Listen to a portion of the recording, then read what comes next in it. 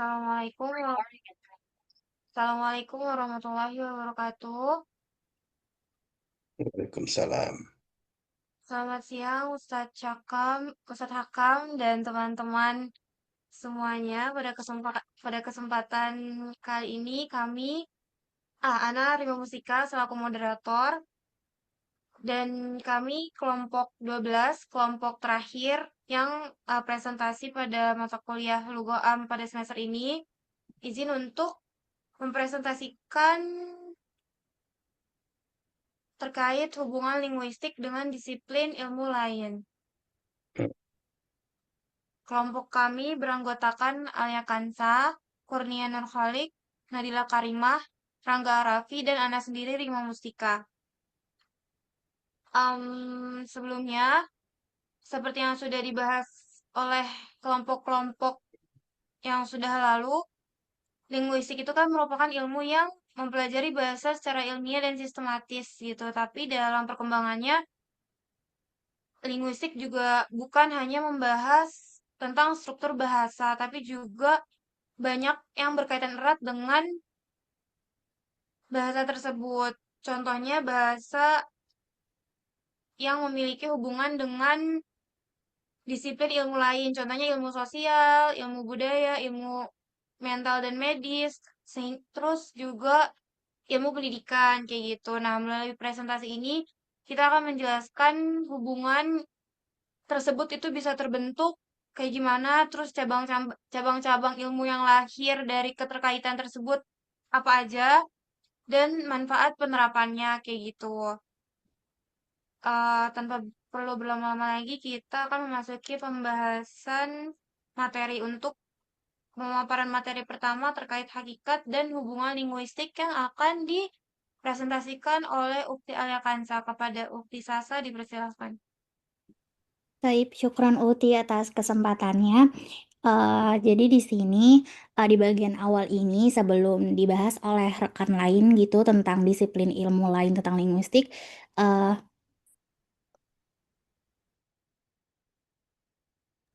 ya dilanjut aja.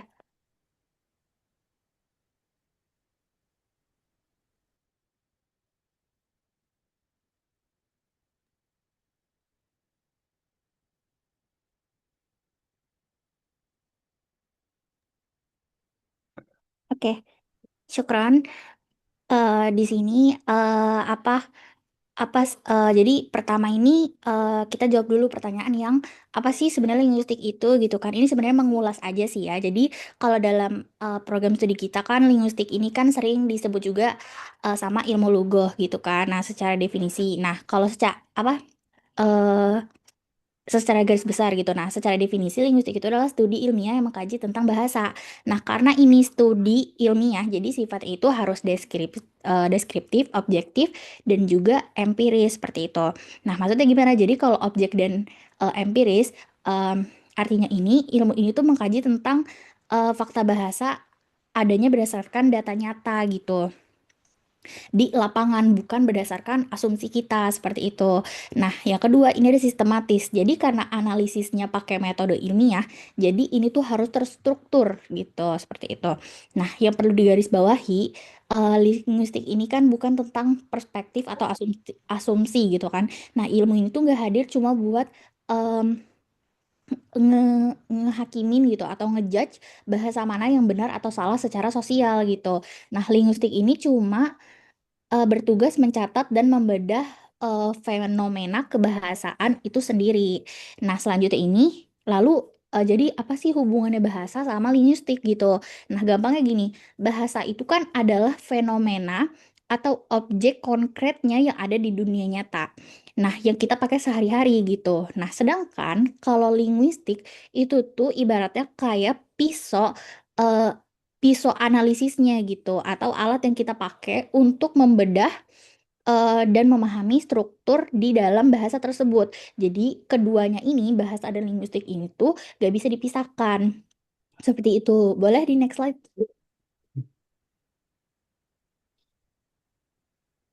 Nah, di sini biar kita makin kebayang nih bedanya bahasa sebagai gejala sosial dan linguistik sebagai ilmu pembahasnya. Nah, kita lihat di sini ada tabel ada ada tiga kriteria yang ngebedainnya gitu. Nah, pertama ini ada dari segi kedudukan. Bahasa itu berkedudukan sebagai objek konkret yang diteliti dalam kehidupan nyata. Jadi, sementara kalau linguistik itu adalah subjek atau pisau analisis untuk membedah objek. Analisis yang bertugas membedah objek tadi gitu. Nah, terus yang kedua nih ada segi sifat dasar. Bahasa itu sifatnya praktis, intuitif, dan spontan. Nah, kita kalau ngomong sehari-hari kan kita langsung keluar aja ya. Nah, itu tuh tanpa mikir rumus apapun. Nah, berbanding terbalik sama linguistik yang sifatnya ini secara teoritis, sistematis, dan akademis gitu. Karena tugasnya ini meneliti aturan di balik omongan tersebut seperti itu. Nah, dari sisi terakhir ada segi fungsi utama. Nah, bahasa ini berfungsi sebagai alat komunikasi dan ekspresi budaya biar kita berinteraksi di masyarakat. Jadi, sedangkan kalau di linguistik fungsinya adalah menjelaskan fenomena tersebut dan merumuskan kaidah bahasanya. Nah, jadi bahasa itu adalah apa yang kita ucapkan dan linguistik adalah ilmu yang menjelaskan mengapa kita mengucapkannya seperti itu. Nah, oke. Jadi sekian materi dari saya, boleh dilanjut ke rekan selanjutnya. Terima kasih.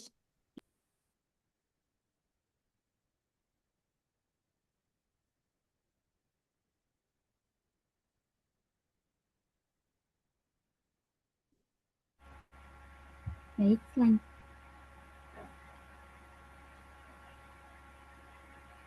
selanjutnya ada hubungan linguistik dengan ilmu sosial dan budaya. Sosiolinguistik yaitu cabang linguistik yang pelajari hubungan antar bahasa dan masyarakat. Jadi bagaimana status sosial, gender, atau usia dan situasi mempengaruhi cara kita bicara. Nah, yang budaya ini yaitu etnolinguistik, yaitu cabang linguistik yang mempelajari hubungan antar budaya dan pola pikir suatu suku, bangsa, atau kelompok etnis. Boleh dilanjut?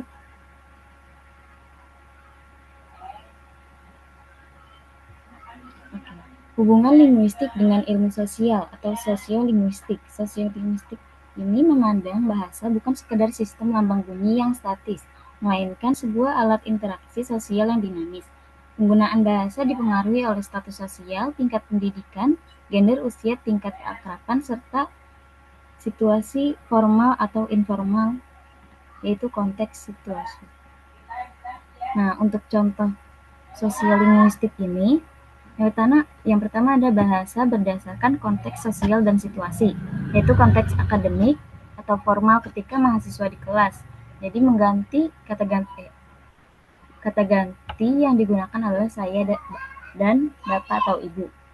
Nah, yang kedua konteks sosial atau informal, ketika mahasiswa yang sama berkumpul dengan teman-teman sebayanya di luar jam kuliah menggunakan kata ganti gue atau dan lu atau aku dan kamu. Nah, yang kedua ada gejala sosiolinguistik dignosia atau fusha dan amia. Yang pertama bahasa Arab fusha, yaitu ragam tinggi yang digunakan dalam situasi formal, ibadah, perkuliahan, khotbah, dan media massa. Contohnya, kaifahalu. Nah, sedangkan dalam bahasa amia, yaitu bahasa rendah atau dialek lokal yang digunakan dalam interaksi non-formal sehari-hari. Dia memakai hizayah.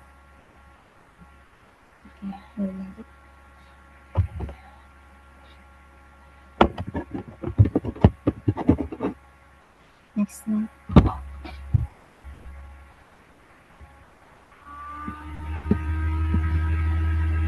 Selanjutnya ada hubungan linguistik dengan ilmu budaya, etnolinguistik. Etnolinguistik ini meneliti bagaimana struktur dan kosakata sebuah bahasa merekam, mencerminkan, dan memelihara kebudayaan suatu masyarakat.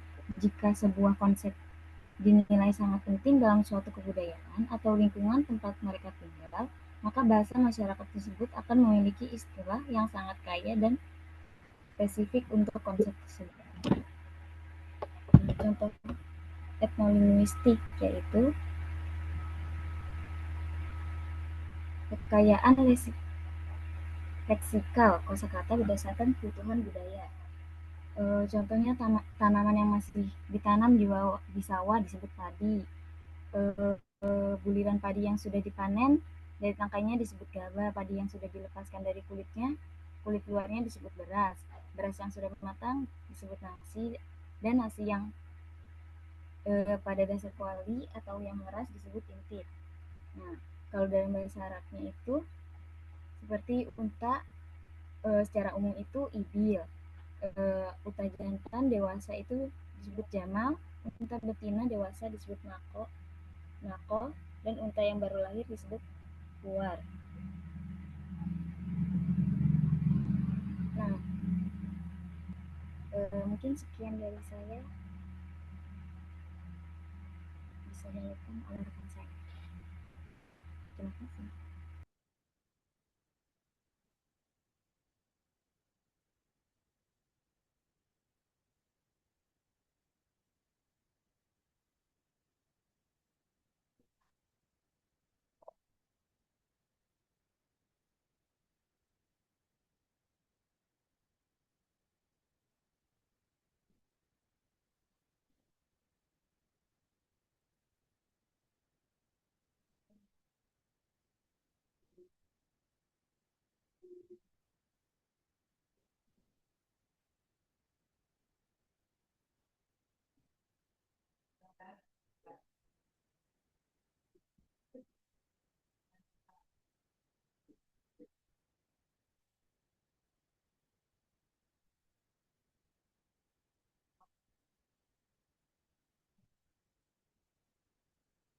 Oke, langsung aja kita masuk ke materi yang selanjutnya.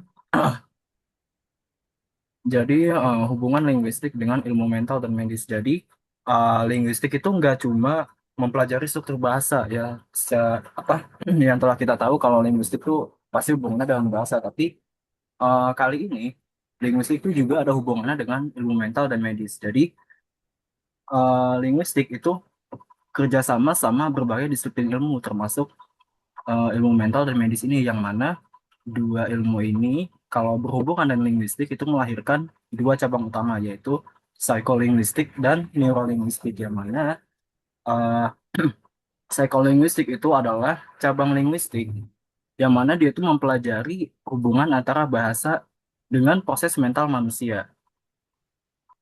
Jadi, psikolinguistik ini berusaha menjawab pertanyaan kayak gimana manusia bisa memperoleh bahasa pertama, kemudian gimana seseorang bisa memahami sebuah kalimat, kemudian bagaimana otak manusia memilih kata ketika dia berbicara, kemudian mengapa seseorang bisa lupa suatu kata tapi tetap bisa mengetahui maknanya gitu.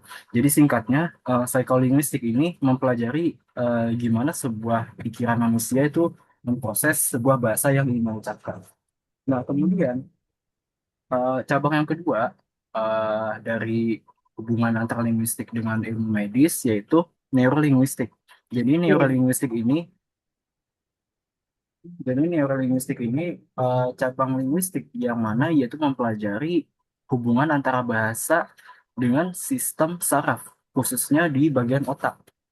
Jadi neurolinguistik ini menjawab pertanyaan, misal bagian otak mana yang mengatur bahasa, kemudian mengapa seseorang bisa kehilangan kemampuan berbicaranya karena kena stroke gitu misalnya, kemudian bagaimana otak bisa memproses suara menjadi makna. Jadi singkatnya neurolinguistik ini mempelajari bagaimana proses otak mem- eh, mengatur tata bahasa yang ingin dikeluarkan oleh seseorang gitu. Ya, boleh dilanjut. Nah, kita masuk ke ruang lingkup pembahasan dari dua cabang ilmu tadi ya. Yang pertama, eh, ruang lingkup pembahasan dari psikolinguistik. Yang pertama, dia itu membahas tentang pemerolehan bahasa. Ya. Jadi, eh, pembahasan mengenai psikolinguistik ini pada bagian ini, yang pemerolehan bahasa, itu membahas tentang bagaimana seorang anak bisa memperoleh bahasa sejak lahir. Jadi, misalnya, anak itu kan nggak belajar tata bahasa secara formal ya awalnya. Anak-anak baru lahir tiba-tiba bisa belajar Aksara kan, nggak mungkin. Jadi anak-anak jadi di ruang lingkup pembahasan yang pertama ini tuh membahas tentang gimana seorang anak bisa memperoleh bahasa gitu sejak dia lahir. Jadi contoh si anak eh, ngomong cuma mau mimi tutu gitu. Nah, habis itu kemudian lama-kelamaan bahasa anak tersebut bisa berkembang menjadi aku mau susu gitu. Nah, kemudian yang kedua, ruang lingkup pembahasan psikolinguistik yang kedua yaitu produksi bahasa. Jadi pada bagian ini dia itu membahas tentang bagaimana pikiran seseorang tuh menyusun menyusun ide menjadi kalimat. Kemudian yang ketiga, pembahasan mengenai psikolinguistik. Yang ketiga adalah pemahaman bahasa. Jadi eh, pada bagian ini itu tuh membahas bagaimana manusia bisa memahami kalimat yang didengar atau dibaca. Kemudian yang terakhir, ruang lingkup pembahasan psikolinguistik yang terakhir yaitu membahas tentang memori bahasa. Yaitu bagaimana seseorang bisa menyimpan kata-kata di dalam ingatannya. Oke, kita masuk ke ruang lingkup pembahasan cabang linguistik yang kedua yaitu neurolinguistik. Yang pertama dia itu membahas tentang fungsi otak di dalam bahasa. Jadi itu intinya eh, neurolinguistik itu membahas tentang bagaimana otak memproses, kemudian memahami dan menghasilkan bahasa melalui otak. Kemudian yang kedua, neurolinguistik juga membahas tentang gangguan bahasa akibat kerusakan otak ya. Seperti yang udah dibahas sebelumnya, neurolinguistik ini kaitannya selalu dengan otak. Jadi ini tuh membahas tentang bagaimana kerusakan otak memengaruhi pemrosesan bahasa yang dikeluarkan. Kemudian yang terakhir, neurolinguistik juga membahas tentang hubungan antara sistem saraf di otak dan kemampuan berbicara seseorang. Jadi ini tuh intinya eh, yaitu membahas bagaimana neurolinguistik mempelajari hubungan antara sistem saraf otak dan kemampuan bicara seseorang. Ya, boleh lanjut. Ya, dari pembahasan neurolinguistik tadi, ini adalah dua bagian otak yang penting di dalam kajian neurolinguistik. Yang pertama itu ada namanya area Broca. Dia tuh eh, sebuah area dalam otak, bagian otak yang berfungsi menghasilkan ujaran. Jadi kalau bagian ini rusak, seseorang bisa seseorang memahami pembicaraan, tapi dia sulit untuk mengeluarkan kata-katanya, sulit ngomongnya. Jadi misalkan dia mau ngomong, saya mau makan, dia tuh paham dia tuh ngomong mau makan, saya mau makan, tapi kalimat yang keluar melalui mulut itu cuma kayak apa? Makan gitu. Kayak terasa sangat sulit gitu kalau mau ngomong saya mau makan gitu. Itulah ketika eh, bagian otak area Broca rusak. Itu akan berdampak pada eh, apa sih cara seseorang berbicara gitu. Kemudian yang kedua, area otak, bagian otak yang mana kalau dia rusak itu bakal berpengaruh terhadap kemampuan berbahasanya, yaitu area Wernicke. Jadi area Wernicke ini berfungsi untuk memahami bahasa. Dan kalau dia rusak, orang itu masih bisa lancar ngomong, masih bisa ngomong nggak kayak bagian otak yang sebelumnya, tapi kalimatnya nggak bakal bermakna. Jadi contohnya, hari ini meja berjalan ke langit. Kan it doesn't make any sense gitu loh. eh Dia tuh tetap bisa lancar ngomong melalui mulutnya, tapi secara struktural kalimatnya aneh. Hari ini meja berjalan ke langit. Kayak, what the fuck was that gitu. Ya, lanjut, lanjut, lanjut.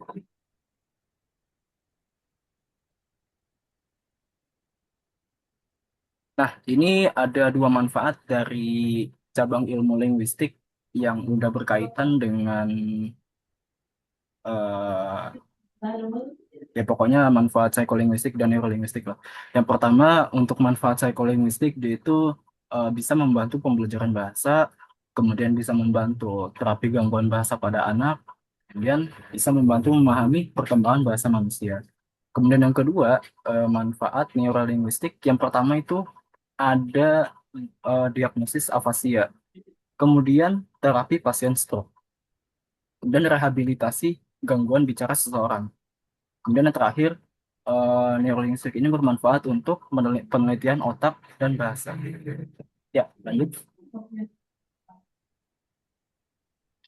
Nah, ini contoh kasus linguistik di kehidupan sehari-hari ya.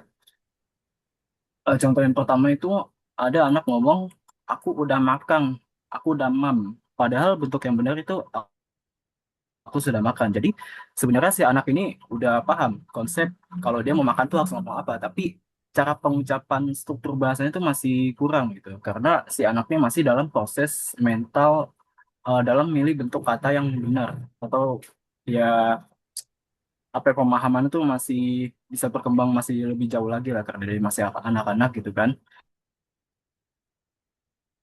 Kemudian kalau di bahasa Arab, misal ada anak ngomong ana roha, padahal yang benar itu saat.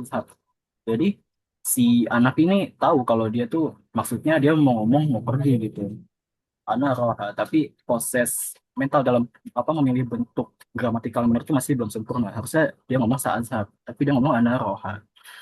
Kemudian untuk contohnya rolling sleep di kehidupan sehari-hari, contohnya pertama itu ada ya seorang pasien stroke yang dia mau ngomong, saya mau minum, tapi yang cuma diucapkan cuma minum, minum gitu. Karena dia mengalami apa gangguan pada tubuhnya yang menyulitkan dia untuk mengucapkan sebuah kata. Akhirnya ya itulah dia sebenarnya paham apa apa yang dokter maksud. Kamu mau apa? Saya mau minum gitu. Dia mau ngomong saya mau minum, tapi karena dia stroke, ya udah saya eh, minum gitu. Jadi kesulitan untuk mengucapkan sebuah kata-kata gitu. Kemudian yang kedua, misal ada dokter nanya hal turidu ma, kemudian si pasien mau jawab turidu an ma. Itu kan secara struktural benar ya, tapi yang dia mampu ucapkan cuma ma ma dia kayak mau ngomong secara keseluruhan struktural yang benar itu jadi susah gitu loh. Sebenarnya dia paham apa yang dokter tanya gitu hampir di rumah dia paham saya mau minum air gitu tapi untuk ngucapin eh, apa sih keseluruhan kalimat yang benar itu dia susah karena dia mengalami stroke gitu ada gangguan pada otaknya neurolinguistik ya lanjut ya untuk materi selanjutnya Anda serahkan ke teman-teman kembalikan ke moderator terima kasih.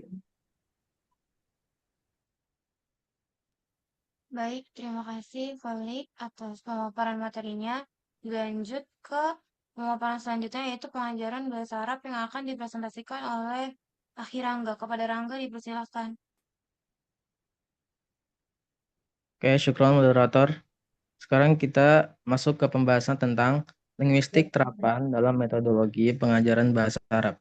Nah, kalau sebelumnya kita membahas linguistik secara umum, nah pada bagian ini kita ngelihat bagaimana ilmu linguistik itu benar-benar diterapin dalam proses belajar mengajar di kelas gitu. Poin yang pertama adalah menentukan metode pembelajaran. Nah, seorang guru tuh nggak bisa gunain satu metode buat semua materi gitu. Metode yang dipilih harus disesuaikan dengan tujuan pembelajaran.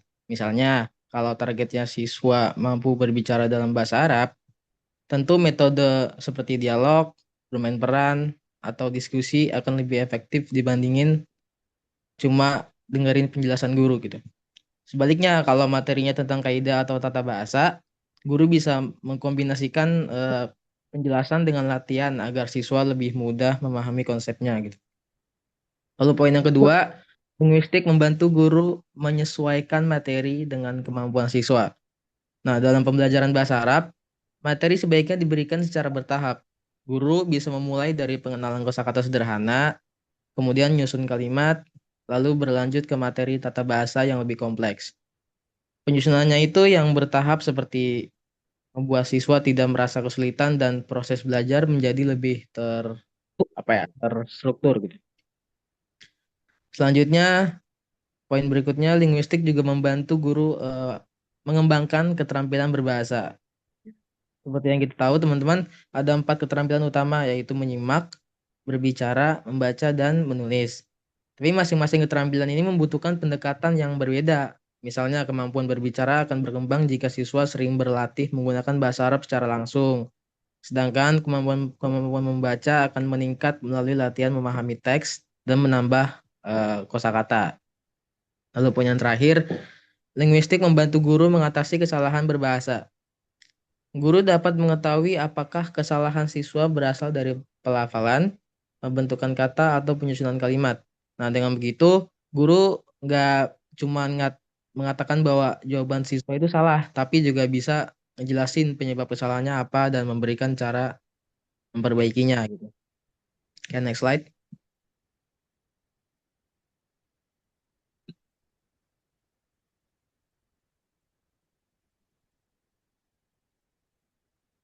Lanjut ke peran linguistik dalam penyusunan kurikulum dan metode pengajaran. Nah, selain diterapkan saat proses pengajaran, linguistik juga memiliki peran penting dalam penyusunan kurikulum dan metode pembelajaran, teman-teman. Artinya, bahkan sebelum guru masuk ke kelas, linguistik udah jadi dasar dalam merancang proses pembelajaran gitu. Nah, peran yang pertama adalah menentukan tujuan pembelajaran.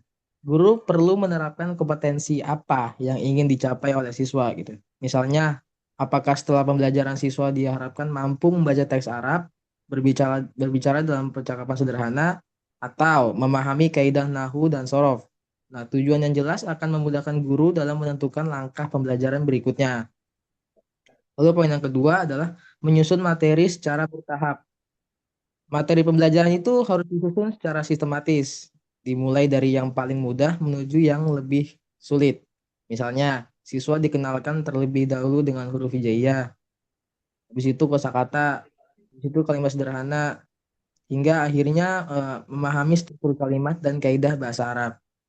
Nah, penyusunan seperti ini tuh membuat proses belajar lebih efektif karena siswa membangun pemahaman sedikit demi sedikit. Selanjutnya, poin yang ketiga, linguistik membantu guru memilih metode pembelajaran yang tepat. Jadi, setiap materi memiliki karakteristik yang berbeda sehingga membutuhkan metode yang berbeda pula gitu. Materi percakapan tentu lebih efektif jika banyak praktek berbicara. Nah, kalau materi membaca bisa menggunakan latihan memahami teks dan diskusi isi bacaan. Dengan memilih metode yang tepat, pembelajaran menjadi lebih menarik dan tujuan belajar lebih mudah tercapai gitu. Lalu yang terakhir adalah menyusun evaluasi pembelajaran. Evaluasi ini nggak cuma bertujuan memberikan nilai, tapi juga mengukur apakah tujuan pembelajaran udah tercapai atau belum gitu. Nah, oleh karena itu, bentuk evaluasi harus sesuai dengan kompetensi yang dilatih. Kalau siswa dilatih berbicara, maka penilaiannya juga sebaiknya berupa praktik berbicara gitu. Sedangkan jika materi yang dipelajari adalah tata bahasa, evaluasinya bisa berupa latihan menyusun atau menganalisis kalimat. Next slide. Lanjut ke mengapa guru bahasa Arab harus memahami linguistik.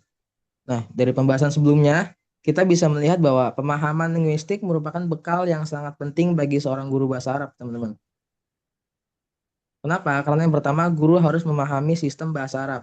Bahasa Arab memiliki ciri khas yang berbeda dengan bahasa Indonesia, baik dari bunyi huruf, pembentukan kata, maupun susunan kalimatnya. Nah, kalau guru memahami sistem tersebut dengan baik, maka materi akan lebih mudah dijelasin ke mahasiswa, dan penjelasannya juga nggak bikin bingung gitu. Dan yang kedua, guru menjadi lebih mudah mengetahui kesulitan yang dialami siswa. Misalnya, ada siswa yang kesulitan membedakan bunyi huruf H dan H, atau masih sering salah menggunakan bentuk fiil gitu. Nah, dengan memahami linguistik, guru dapat tahu nih letak kesalahan tersebut dan memberikan penjelasan yang sesuai gitu. Bukan sekedar mengatakan bahwa jawabannya salah. Oke. Selanjutnya, guru dapat memilih strategi pembelajaran yang sesuai dengan kondisi siswa gitu. Setiap kelas punya kemampuan belajar yang berbeda. Ada kelas yang lebih cepat memahami materi melalui praktek, tapi ada juga yang butuh lebih banyak contoh dan latihan gitu. Karena itu guru harus mampu menyesuaikan strategi pembelajarannya. Dan yang terakhir, semua hal tersebut akan berdampak pada meningkatnya efektivitas pembelajaran. Ketika materi disusun dengan baik, metode yang digunakan sesuai, dan kesulitan siswa dapat diatasi, maka proses belajar mengajar akan jadi lebih aktif gitu, lebih mudah dipahami, dan tujuan pembelajaran pun lebih mudah tercapai. Next slide. Oke, kita masuk ke contoh penerapan. Agar lebih mudah dipahami, teman-teman, berikut beberapa contoh sederhana penerapan linguistik dalam pembelajaran bahasa Arab. Yang pertama adalah fonologi, yaitu cabang linguistik yang mempelajari bunyi bahasa. Dalam prakteknya, guru tuh melatih siswa bedain pengucapan huruf H dan H gitu contohnya. Walaupun terdengar mirip bagi sebagian orang, kedua huruf tersebut punya makhraj yang berbeda. Kalau pengucapannya keliru, maka kata juga bisa berubah gitu. Makna kata juga bisa berubah. Karena itu, latihan pelafalan menjadi bagian penting dalam pembelajaran bahasa Arab. Lalu masuk ke contoh yang kedua. Contoh yang kedua itu morfologi, yaitu ilmu yang mempelajari pembentukan kata. Misalnya, kataba yang berarti telah menulis. Lalu berubah menjadi yaktubu yang berarti sedang atau akan menulis. Nah, dari contoh sederhana ini, siswa belajar bahwa bentuk kata dalam bahasa Arab juga berubah sesuai waktu, pelaku, maupun pola tertentu. Itu. Lalu contoh yang terakhir adalah sintaksis, yaitu ilmu yang mempelajari susunan kalimat. Nahu lah. Guru menjelaskan perbedaan antara jumlah ismiyah yang diawali dengan isim dan jumlah fi'liyah yang diawali dengan fi'il. Nah, setelah memahami perbedaannya, siswa tuh dapat menyusun kalimat bahasa Arab dengan struktur yang benar dan lebih mudah memahami teks berbahasa Arab. Nah, dari ketiga contoh tersebut, kita bisa lihat bahwa linguistik itu bukan cuma teori, teman-teman, tapi benar-benar diterapin dalam kegiatan belajar mengajar sehari-hari. Mungkin segitu aja penjelasan dari saya. Selebihnya Anda kembalikan ke moderator. Oke, baik. Jadi berdasarkan pembahasan-pembahasan yang sudah disampaikan oleh pemateri-pemateri hari ini, dapat disimpulkan kalau linguistik ini pembelajaran bahasa yang secara ilmiah dan objektif serta sistematis. Nah, bahasa juga memiliki hubungan erat dengan disiplin ilmu lain. Contoh yang sangat tampak itu hubungan dalam bidang sosial dan budaya seperti tadi sosiolinguistik dan etnolinguistik, terus dalam bidang mental dan medis. Ini juga tadi melalui psikolinguistik dan neurolinguistik. Lalu dalam bidang pendidikan, nah juga tadi penerapan-penerapan linguistik dalam proses pembelajaran bahasa. Tadi juga para pemateri sudah menjelaskan berbagai contoh-contohnya. Maka linguistik ini juga sangat penting untuk dipelajari bagi kita mahasiswa dan sebagai calon peserta didik gitu teman-teman. Mungkin sekian dari kelompok 12. Jika ada yang ingin ditanyakan, boleh sekali langsung menyuarakan apa yang ingin ditanyakan. Seperti teman-teman, jika ada yang ingin ditanyakan, dipersilakan. Ayo, kalau yang mau nanya nggak tuh? Atau udah pada ngantuk ini? Wildan ngantuk ya? Enggak, Ustaz. Enggak ya? Saya yang ngantuk malah. Iya, saya minum obat ngantuk. Luar biasa ngantuk ini.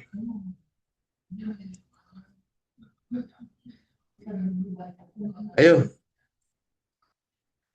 Raffi. Mau nanya nggak Raffi? Lagi mikir Ustaz. Lagi mikir. Mikir apaan tuh? Hah?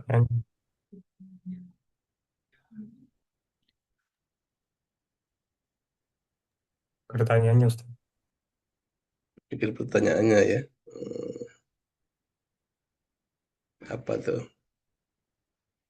Ini yang lahir pada kemana? Siva, Fauzia, Muhammad Sahlan, Nabila, Naila Karima,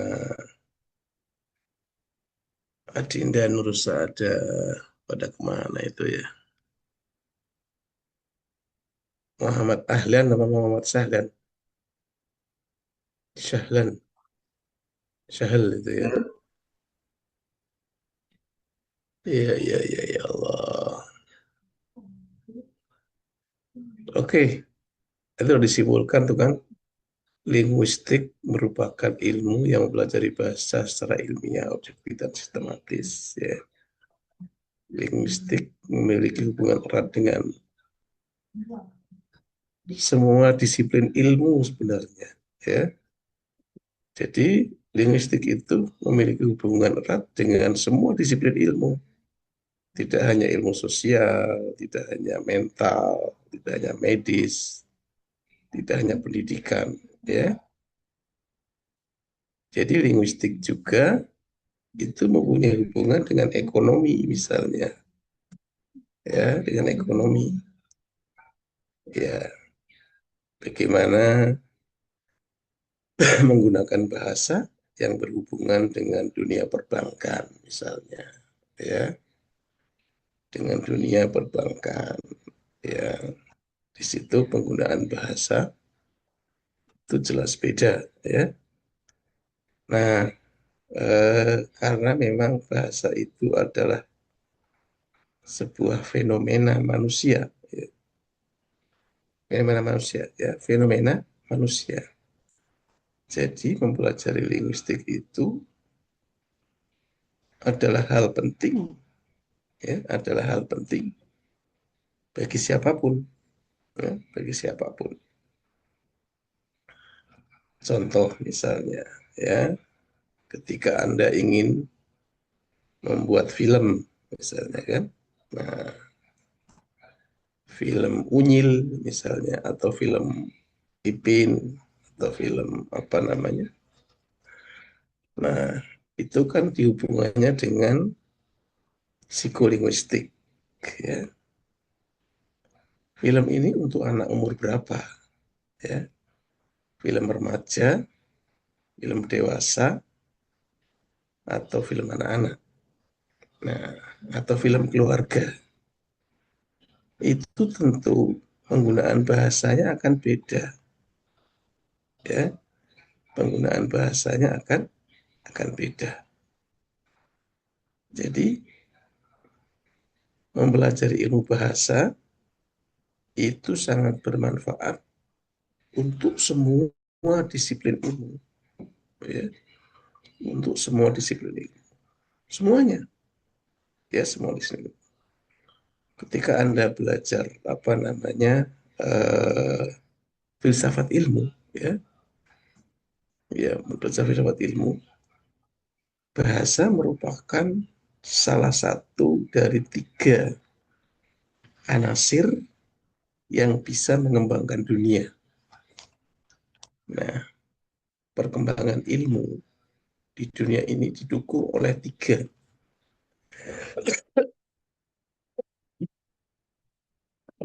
pilar disiplin ilmu. Pertama bahasa, kedua matematika, dan ketiga statistika.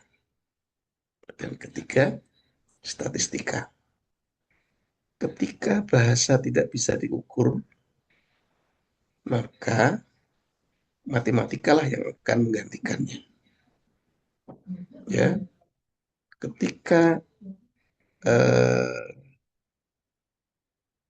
ilmu itu bisa diprediksi dengan apa? Dengan statistika. Ya, dengan statistika. Nah, ketika bahasa misalnya, Anda mengatakan, saya suka kamu, misalnya kan. Saya suka kamu. Alat ukurnya apa?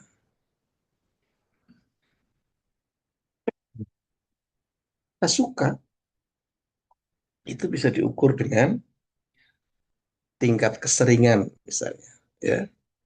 Tingkat keseringan atau tingkat kekerapan seseorang misalnya memberikan hadiah misalnya, ya kan, memberikan apa namanya selalu ngajak bersama. Nah, walaupun kadang seseorang belum mengucapkan kepada Anda bahasa verbal, tapi toh Anda bisa menangkapnya bahwa dia suka kamu misalnya kan. Nah, itu semuanya didasarkan pada apa namanya, matematika, statistika, dan bahasa. Ya, jadi bahasa itu merupakan salah satu dari 3 pilar pengembangan dan perkembangan dunia. Ya, pengembangan dan perkembangan dunia. Nah, itu jadi ketika Anda belajar linguistik di sini, ketika tadi dihubungkan dengan apa namanya, pembelajaran bahasa, ya, Anda sebagai guru tentu harus memilih apa namanya, pertama tujuan, ya, pertama tujuan. Nah, tujuan pun ini untuk kelas berapa, untuk siswa kelas berapa, dengan latar belakang apa siswanya. Kemudian bagaimana cara metode mengajarkan bahasanya, pada kajian apa, misalnya pada kajian istimak. Nah, pada kajian istimak itu tentu tujuannya akan beda. Misalnya siswa mampu menirukan, itu pada tingkat dasar, ya, menirukan saja. Nah, kemudian pada tingkat pemahaman, misalnya siswa tak mampu memahami, dengan cara apa? Mampu menjawab pertanyaan. Kalau paham itu kan berarti mampu menjawab pertanyaan. Nah,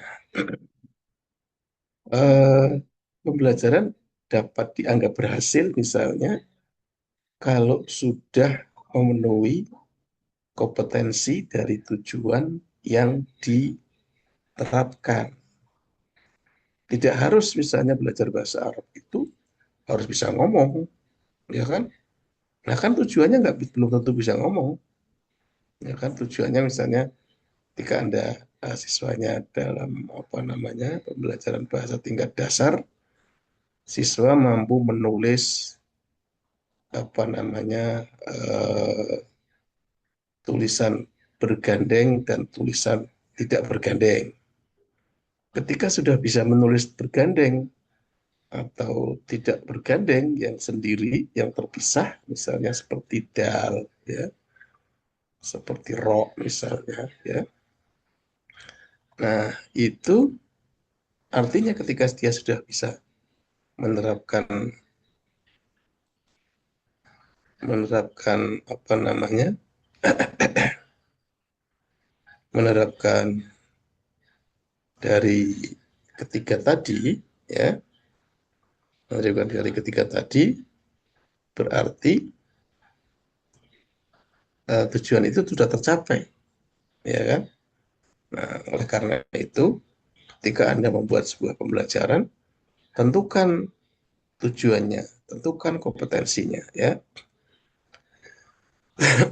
tentukan kompetensinya, ya, tentukan apa namanya, tujuan pembelajarannya. Nah, lalu dievaluasi, kalau sudah tercapai ya berarti Anda pelajarannya sudah tercapai. Nah, seperti itu, ya.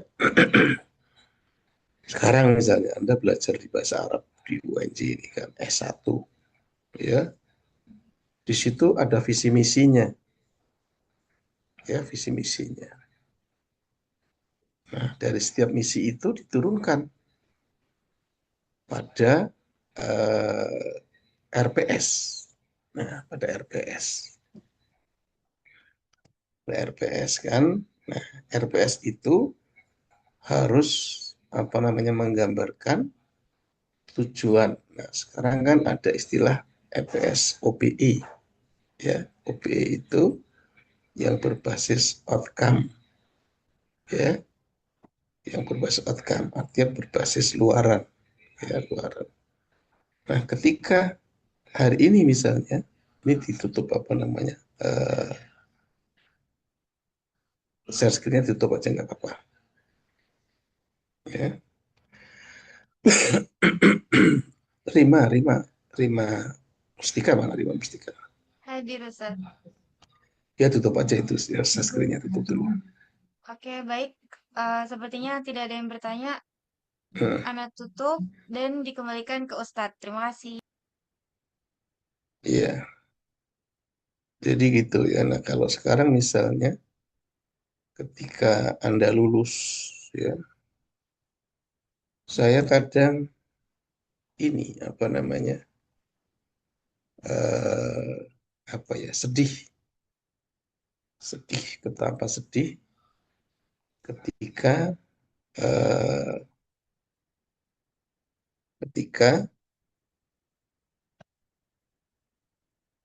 kamu atau kakak kelas kamu, ya, itu membuat skripsinya bahasa Indonesia, ya, membuat skripsinya bahasa Indonesia. Diharapkan oleh alat bantu AI.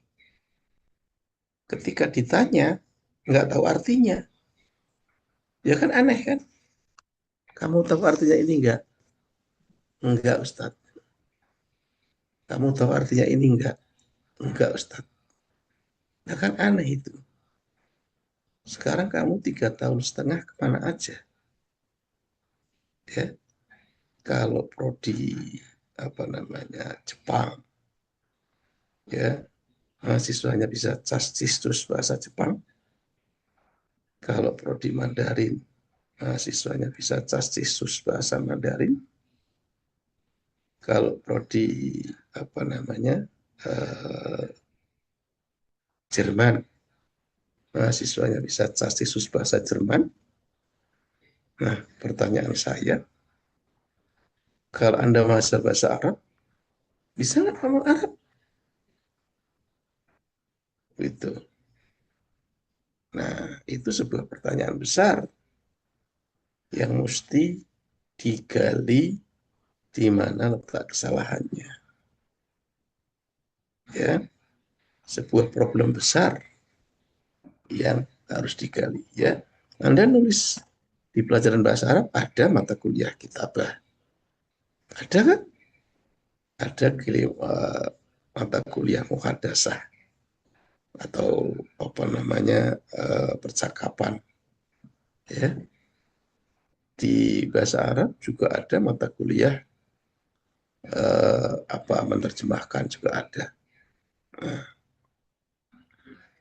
tetapi ketika hari ini ya Anda menulis skripsi tapi nggak paham tulisannya sendiri, itu yang salah siapa? Dosennya kah? Atau mahasiswanya kah? Kalau memang Anda sudah dikasih RPS, Anda sudah dikasih tugas, ya. Nah, Anda sudah belajar misalnya nahu, tapi nahunya juga nggak bisa. Siapa yang salah kira-kira? Ya, ditanya misalnya, mana sohibul halnya? Kamu tahu hal jumlah, tahu hal sibul jumlah, atau hal mufrad? Nggak ngerti juga. Nah, itu yang menjadi saya pertanyaan dan saya sedih ya dari Anda itu ketika di akhir studi, bukan akhir semester, akhir studi itu kompetensi yang sesuai dengan ada di visi misi itu tidak kelihatan, tidak kelihatan. Nah, atau nanti saya nggak ngerti lah, ya, saya nggak ngerti kadang, ya. Atau mungkin dosen bahasa Arab itu nilainya hanya doa-doa saja. Saya doakan kamu nilainya A, ya. Rima Melati, misalnya Rima Mustika. Rima Mustika misalnya didoain nilainya A, tapi kenyataannya dia kemampuannya C atau D, ya. IP-nya tinggi misalnya kan.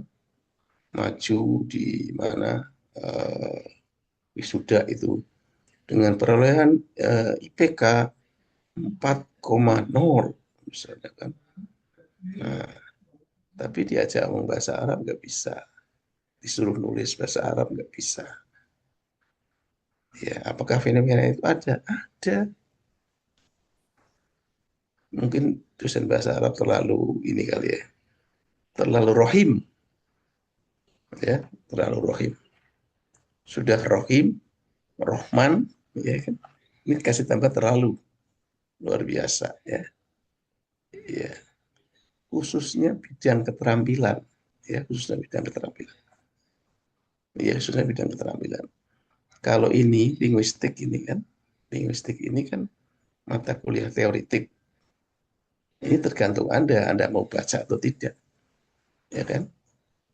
Nah, LPS-nya kan sudah ada. Jadi, kalau ini kan teoritik, tergantung Anda mau baca atau tidak, ini tergantung Anda.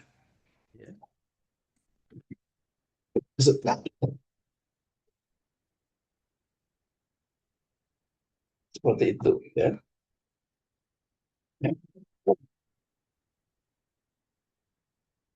Puji kemarin sudah ngomong apa, imtihannya kapan? Belum ngomong ya?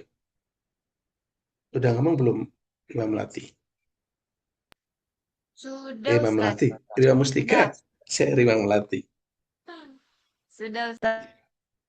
Gimana? Insya Allah di tanggal 3 di hari Jumat. Oh, dari ada. Iya, iya. Berarti eh, Bu Fuji sudah ada soalnya kali ya? Mungkin, Ustaz. Iya. Saya nggak usah ngasih soal kalau gitu. Ya. Anda cukup dengan Bu Fuji saja. Ya. Eh, tapi soalnya nanti saya lihat ya. Oke.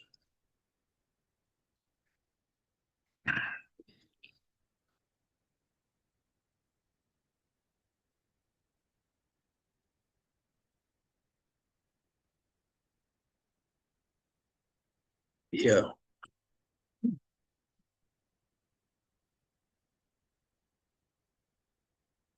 Siapa ini yang sebentar?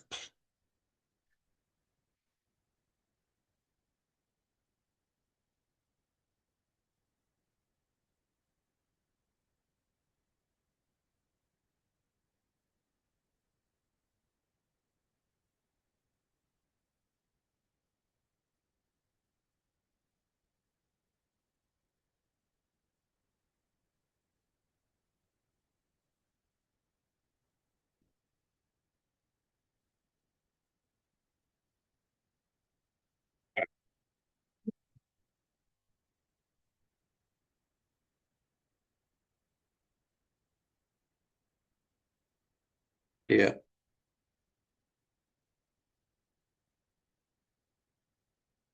Ya, sekarang ada yang mau nanya nggak? Adakah yang mau nanya? Raihan, Al-Ghifari,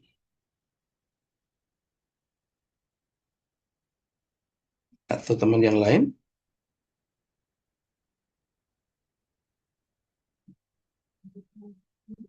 Hmm?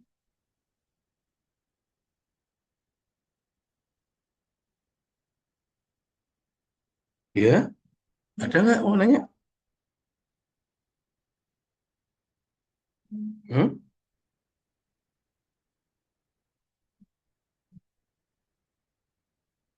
Adakah?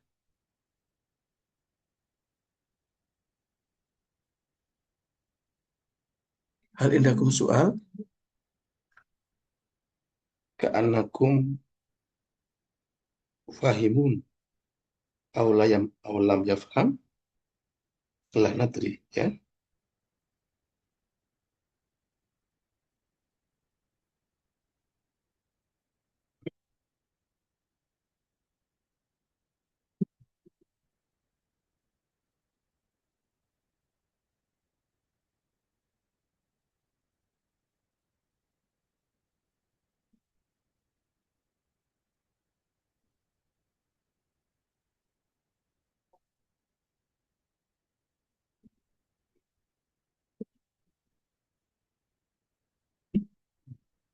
Bentar ya.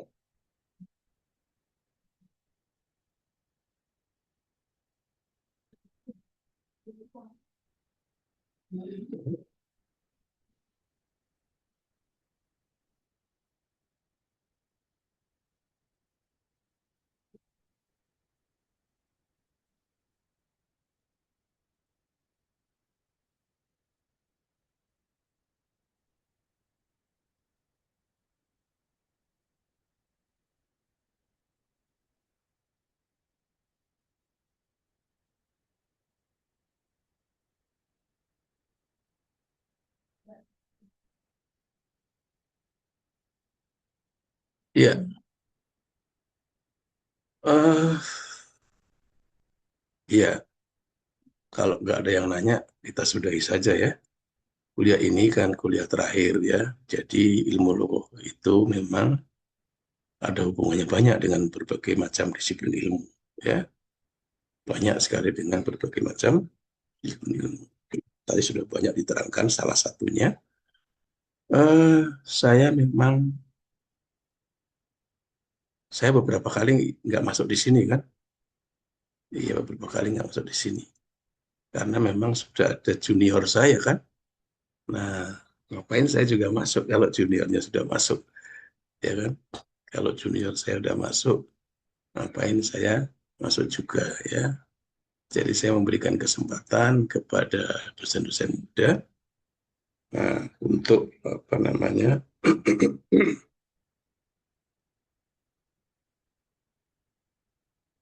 Untuk apa namanya? Memberikan mereka supaya nanti kan saya juga kan sekarang ajarnya dari S1 ya, di S2 ya, S2 dan nanti juga ada kan S3. Nah, oleh karena itu istilahnya itu ada alih kepakaran. Tapi saya kadang masuk teman diem aja kan, nggak pernah ngomong apa-apa. Nah, kalau saya ada yang keliru, nanti Bu Uji atau Bu Masito baru saya ingatkan. Gitu, seperti itu. Ya. Oke, mungkin itu saja. Saya mohon maaf ya apabila ada sesuatu yang kurang. Sampai ketemu di semester depan pada mata kuliah yang lain. Ya, pada mata kuliah yang lain. Seperti itu. Ya, sampai di sini dulu ya jumpa kita di siang ini. Dan insya Allah kita akan ketemu lagi di semester yang akan datang. Oke, ya di semester yang akan datang. Saya pikir sampai di sini dulu ya. Ilahuna naktafi. Assalamualaikum warahmatullahi wabarakatuh. Waalaikumsalam.